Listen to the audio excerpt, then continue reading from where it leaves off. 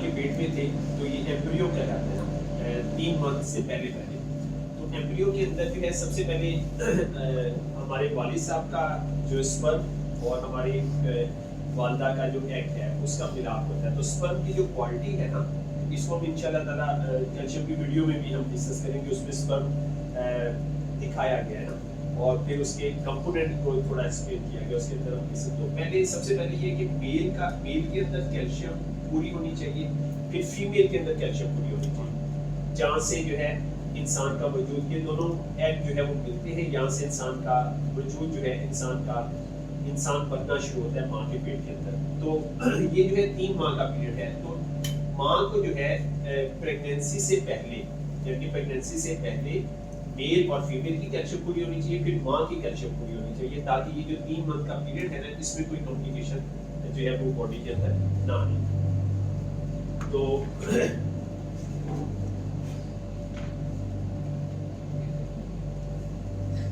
तो high quality जो fertilisation है ना, ये कैल्शियम की वजह से होती है ना। और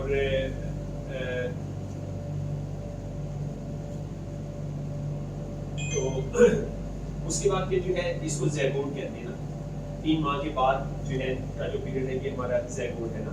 तो बच्चे का जो पैदाइश है ना, जो वो 3 केजी से ज्यादा होनी चाहिए, कि 3 केजी से उसका जो वेट है ना, जब बच्चा पैदा हो 3 केजी से वजन कम नहीं होना चाहिए।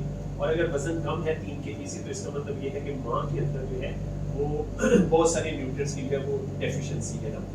तो और इसके 3 केजी के अंदर जो कैल्शियम होनी चाहिए ना, बॉडी के जो रेशियो है वो 25 ग्राम से 30 ग्राम है, यानी 3 केजी के अंदर 25 से 30 ग्राम कैल्शियम होनी चाहिए, ठीक है। जिसकी वजह से क्या है कि बच्चे के जो फंक्शन है वो सही परफॉर्म होंगे, और बच्चा जो है वो हेल्दी दुनिया के अंदर जो है। फिर अभी जो है प्रेगनेंसी के अंदर ना, अभी हमारी सोसाइटी में बहुत सारे इश्यूज आ रहे हैं ना, और प्रेगनेंसी में सबसे बड़ा इशू जो आ रहा है वो ये आ रहा है कि नॉर्मल डिलीवरीज नहीं हो रही ना। तो हम ऐसे काफ़ी केस कर चुके हैं कि अगर माँ को कैल्शियम हम प्रॉपर दें, कैल्शियम और आयरन और जिंक, मतलब 3 न्यूट्रिएंट्स हैं हमारे पास, स्कोलिना है, कैल्शियम है और जिंक है, ये हम न्यूट्रिएंट्स पूरे दें तो हम बहुत सारे ऐसे केसेस कर चुके हैं। ऐसी माएँ जिनके पहले बेबी ऑपरेशन से हुआ और दूसरी दफ़ा उन्होंने न्यूट्रिएंट्स यूज़ किए तो नॉर्मल डिलीवरी हुई। फिर ऐसे बहुत सारे केस हैं 2 बेबी उनके ऑपरेशन से हुए, ऐसे बहुत सारे केस हैं 3 बेबी ऑपरेशन से हुए, चौथा बेबी नॉर्मल हुआ। तो अगर आप माँ के न्यूट्रिएंट्स पूरे कर लें तो इंसान की जो पैदाइश है वो नॉर्मल तरीके से होगी ना। और नॉर्मल तरीके से जो बर्थ है ये बच्चे की सेहत पे भी असर डालती है और माँ की सेहत के ऊपर भी असर डालती है। तो माँ की सेहत भी जो है अगर जो है माँ के अंदर न्यूट्रिएंट्स पूरे होंगे तो वो बच्चे को नॉर्मल तरीके से बर्थ जो है वो करेगी।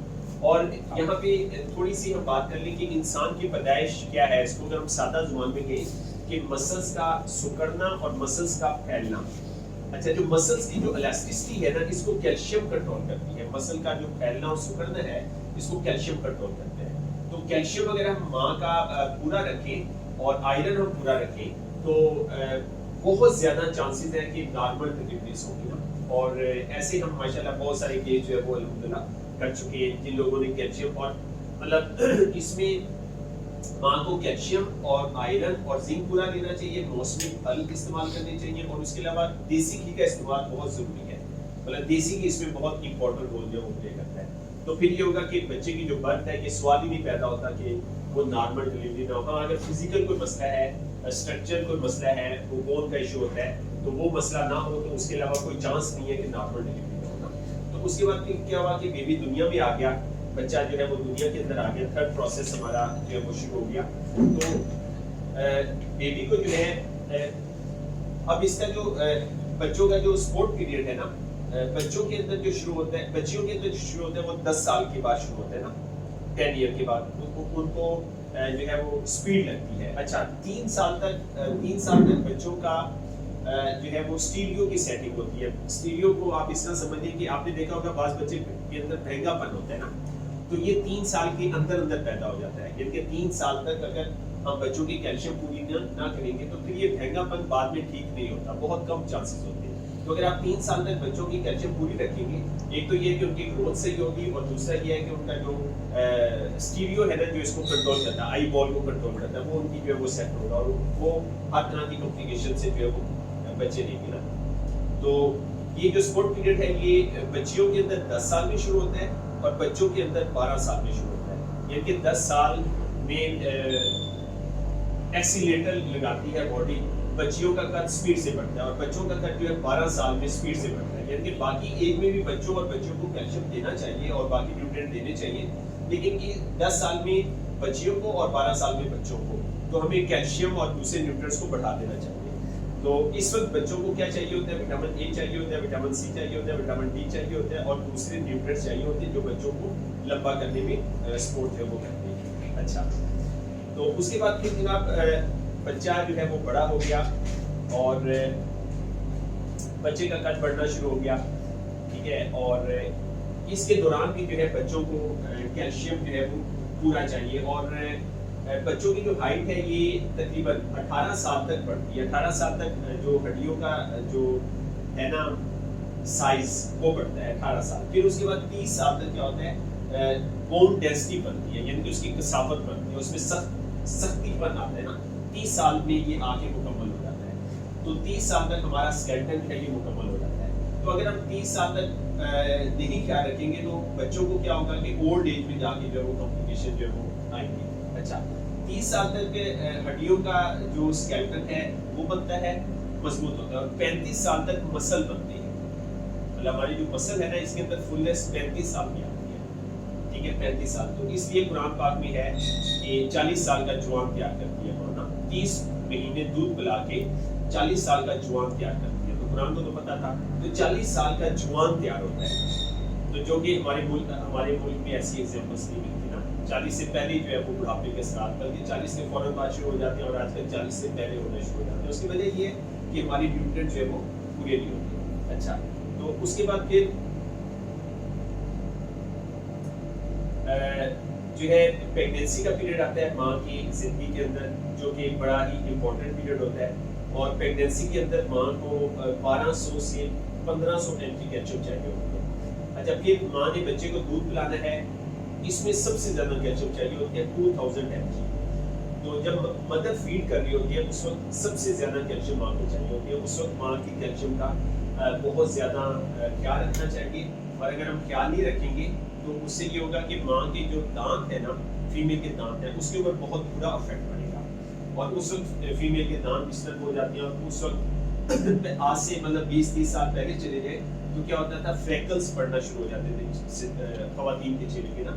तो ये भी इस वजह से होता था कि बच्चा न्यूट्रिएंट्स ले रहा होता था और उसके न्यूट्रिएंट्स का ख्याल नहीं रखा जाता था। तो बहरहाल अभी तो फ्रैकल्स शादी से पहले भी पड़ जाते हैं बच्चों को और इवन के बच्चों को भी पड़ जाते हैं। तो ये भी जो है न्यूट्रिएंट्स डेफिशिएंसी की वजह से जो है वो होती है। तो प्रेगनेंसी जो है ये बड़ा इंपॉर्टेंट जो है वो एक इवेंट होता है मेल और फीमेल के लिए। इसको प्रॉपर प्लान करना चाहिए ना। और अगर मेल और फीमेल के अंदर न्यूट्रिएंट्स डेफिशिएंसी है तो फिर औलाद को प्लान नहीं करना चाहिए। तो ये हमारा फर्ज भी है, हमारी जिम्मेदारी भी है कि हम सोसाइटी को सेहतमंद बच्चे जो है वो दें। तो अगर हम जो है मेल और फीमेल में दोनों में न्यूट्रिएंट डेफिशिएंसी होगी, ये डेफिशिएंसी फिर जो है बच्चों में मुंतकिल होगी। और सबसे इम्पोर्टेंट बात ये है कि जो डीएनए है वो मुकम्मल मुंतकिल नहीं होगा, ठीक है, डीएनए प्रॉपर मुंतकिल नहीं होगा, जिसकी वजह से फिर ये है कि जो मानूसी बीमारियां हैं ना वो बढ़ जाएंगी अगली नस्ल के अंदर। तो अगर हम मेल और फीमेल के न्यूट्रिएंट्स पूरे करते हैं तो शादी को औलाद को बकायदा प्लान करके जो है वो करना चाहिए। तो उसके बाद फिर ये कि अगली नस्ल हम जो है वो हेल्दी जो है वो हासिल कर सकते हैं। अच्छा, उसके बाद फिर फीमेल की लाइफ में मेनोपॉज का पीरियड आता है और इसमें मेंसेस जो है वो स्टॉप हो जाती हैं और उसके स्टॉप होने से उसके हार्मोन्स जो है ना वो इम्बैलेंस हो जाते हैं और इस एज के अंदर कैल्शियम अब्जॉर्प्शन कम हो जाती है, ठीक है। ये ऐसा पीरियड होता है कि इसमें फिर हमें एक्सरसाइज का सहारा लेना पड़ता है और फिर जैसे पीसीएम माशाल्लाह सब दोस्त कर रही है तो पीसीएम का सहारा जो है वो लेना पड़ता है ताकि माइक्रो सर्कुलेशन बढ़े। माइक्रो सर्कुलेशन बढ़ेगी तो हमारे न्यूट्रिएंट्स जो है ना वो सेल तक जाएंगे। तो ओल्ड एज के अंदर भी है वो एक्सरसाइज के बगैर जिंदगी जो है वो पॉसिबल ही नहीं है। तो बहरहाल एक्सरसाइज तो हमें पहले से जो है वो करनी चाहिए, लेकिन बहरहाल यहाँ पे ऐसे ही है कि हमें जब बीमारियाँ खेल लेती हैं उसके बाद फिर हम जो है वो एक्सरसाइज की तरफ आते हैं। तो बहरहाल हमें एक्सरसाइज जो है वो पहले से शुरू करनी चाहिए और बच्चों को हमें इन्वायरमेंट देना चाहिए, बड़ों को खासतौर पे, ताकि वो एक्सरसाइज के इन्वायरमेंट में वो दें। तो ये था साइकिल हमारा माँ के पेट से लेके और मर्दे दम तक कि कैल्शियम से हम कैल्शियम जो है ये लाजमी चीज़ है हमारी लाइफ में। इसके बगैर जो है हम हेल्थी लाइफ के बारे में जो है वो नहीं सोच सकते फिटनेस का। तो अभी हम बच्चों की जो कैल्शियम है ना इसके बारे में बात करेंगे। और हमारी ये बच्चों की जो कैल्शियम है इसकी पाकिस्तान के अंदर काफ़ी ज़्यादा सेल है और माशाल्लाह इसका रिस्पॉन्स भी बहुत अच्छा है। बच्चों के अंदर जो है स्किन प्रॉब्लम के अंदर, ग्रोथ के अंदर, ठीक है, कद ना बढ़ना, इसके अंदर बहुत अच्छे रिजल्ट जो है वो मिले हमें इस कैल्शियम के ना। तो इसके अंदर जो मेन कंपोनेंट्स है बच्चों की कैल्शियम के अंदर, ज़ेबोलैक्टिक बोन कैल्शियम पाउडर है। ज़ेबोलैक्टिक बोन कैल्शियम जो है ये ऐसी कैल्शियम है जो जिंदा जानवरों से हासिल की जाती है। तो हमारी कंपनी क्या करती है, मंगोलियन काऊ की बैकबोन से हासिल करती है। तो इसके अंदर जो है वो क्या क्या चीजें हैं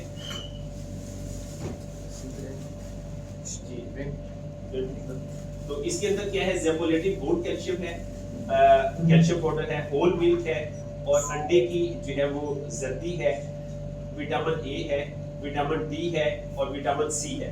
और फिर उसके बाद बड़ा ही इंपॉर्टेंट एक इंग्रेडिएंट है जिसको टोनाइन कहते हैं ना, टोनाइन, जिसके बारे में हमने शुरू में डिस्कस किया था।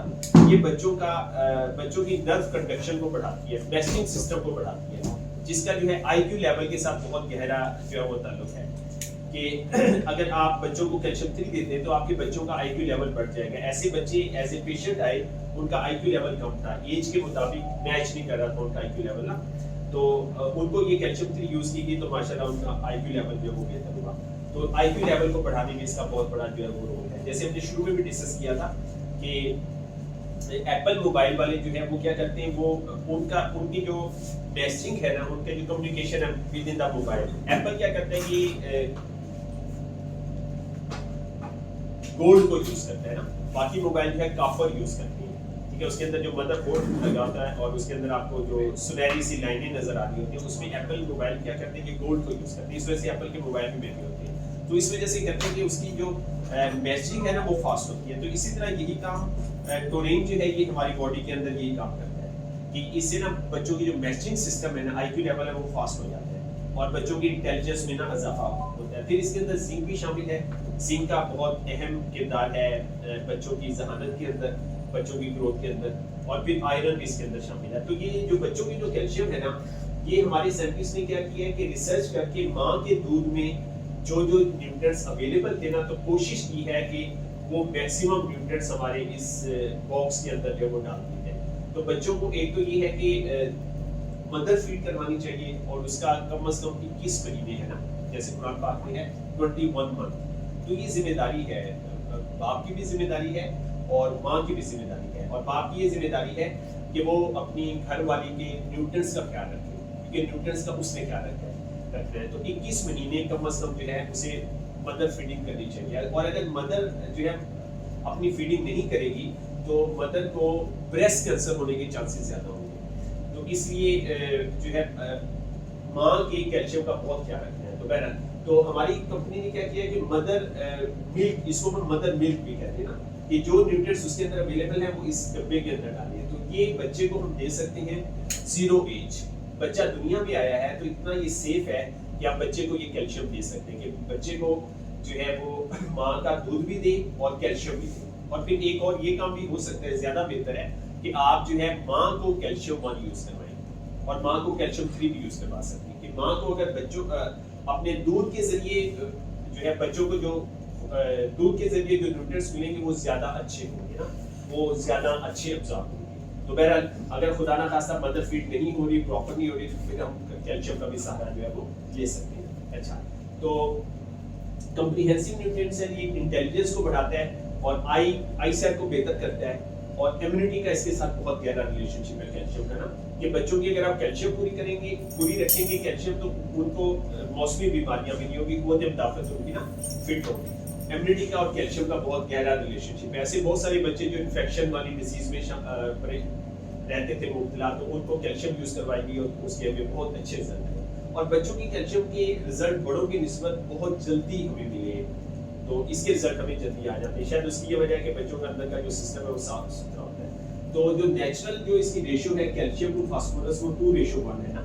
सिक्लेंटी भी उसके बारे में बात कर रहे थे कि कैल्शियम के जो है वो कैल्शियम 1 है और फास्फोरस के 2 जो है वो एलिमेंट होते हैं। तो ये नॉन इरिटेटिंग है और बहुत मजे की है, कैल्शियम डिलीशियस है। बच्चे इसका ना जायका बहुत पसंद करते हैं। तो इसको जो है विटामिन डी इसके अंदर एडिड है ना, और इसकी वजह से इसका एब्जॉर्प्शन रेट जो है वो ज्यादा आता है। लेकिन अगर बच्चों के अंदर विटामिन डी की कमी है तो फिर इसके अंदर इतना विटामिन डी नहीं है कि वो उनकी उस कमी को पूरा कर सके। फिर हमें बाहर से सपोर्ट लेना होता है अगर बच्चों के अंदर डेफिशिएंसी है। अगर डेफिशिएंसी नहीं है तो इसके अंदर इतना विटामिन डी मौजूद है जितना कैल्शियम को एब्जॉर्ब करने के लिए चाहिए, तो वो उसके अंदर जो है वो डालना होता है। तो नेचुरल हाई क्वालिटी जो है ये backbone, high quality biological enzyme and aspiration technology. अच्छा, हमारी कंपनी ने क्या किया कि 2 चीजें इसमें यूनिक है ना। सबसे पहले तो एक्सट्रैक्शन टेक्नोलॉजी, तो ये हमारी कंपनी ने यूज किया। उसके बाद कटिंग एज बायोटेक्नोलॉजी। अच्छा, तो ये हमारी कंपनी क्या करती है कि जिंदा मंगोलियन काऊ की बैकबोन से एक्सट्रैक्शन टेक्नोलॉजी के जरिए क्या किया जाता है कि जो मंगोलियन काऊ है ना उसके अंदर पिन्स लगाई जाती हैं, उसकी बैकबोन से जो है वो कैल्शियम कंटेंट्स निकाले जाते हैं। अच्छा, कैल्शियम कंटेंट्स जो है बैग्स में आ जाते हैं। उसके बाद फिर क्या है, कटिंग एज बायोटेक्नोलॉजी यूज की जाती है। उसके अंदर से फिर क्या किया जाता है, ऐसे एलिमेंट्स जो बॉडी को नहीं जरूरत उनको सेपरेट किया जाता है और उसमें से जो है जो कंटेंट्स हमें चाहिए उसको अलग किया जाता है। उसको अलग करके bio cutting edge biotechnology use करके फिर जो है डब्बों के अंदर पैक किया जाता है। तो इस वजह से हमारी ये कैल्शियम जो है ये 100 कंट्रीज के अंदर हमारी कंपनी की ये नंबर 1 सेलिंग प्रोडक्ट है और ये बहुत सारे अवार्ड जो है वो हासिल कर चुकी है। फिर इंशाल्लाह हम अवार्ड्स की भी पिक्चर जो है वो देखेंगे। तो फिर इसके अंदर इंपोर्टेड मिल्क गुड क्वालिटी का यूज किया जाता है और अंडे की जर्दी को इस्तेमाल किया जाता है हाई क्वालिटी, और इसकी वजह से इसकी अब्जॉर्प्शन जो है वो ज्यादा होती है। तो ये हमारी जो है वो बच्चों की कैल्शियम थी। इसके बारे में कल फिर हम मज़ीद जो है थोड़ी चीज़ें हम डिस्कस करेंगे। तो यहाँ तक आपका कोई सवाल हो तो आप कर सकते हैं। हसीब भाई, कल हम इंशाल्लाह किस एज ग्रुप के बच्चों के लिए